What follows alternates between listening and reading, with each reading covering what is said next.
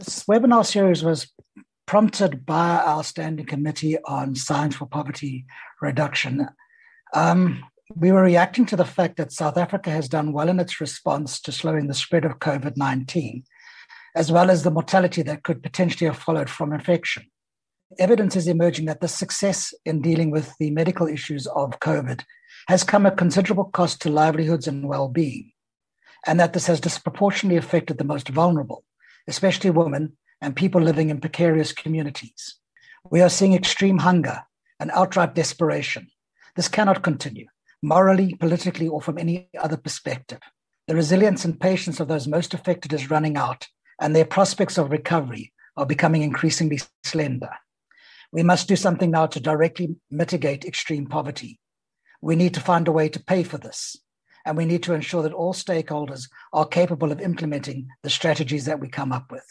This webinar series is a contribution to finding a solution and to turning South Africa's considerable expertise in the measurement of poverty, the understanding of its causes, and the understanding of its dynamics into a societal impact. Government grants have definitely helped to offset unemployment and poverty in these townships. The premature withdrawal of social programs could lead to an exacerbation of hunger. What we found is a mismatch between what the market needs and what training was provided. You already hit the limit as far as using the bond market to fund extra government expenditure. I'm not persuaded that there is any possibility for us to solve the debt problem through monetary policy.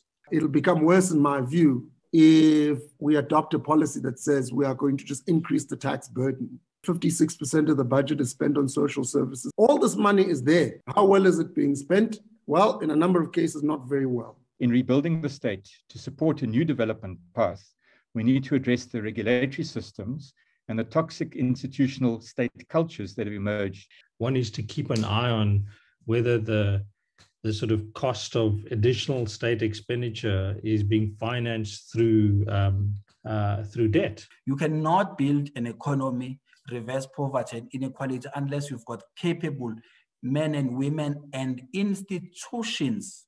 We simply haven't made the choices and the decisions to deal decisively with poverty and inequality.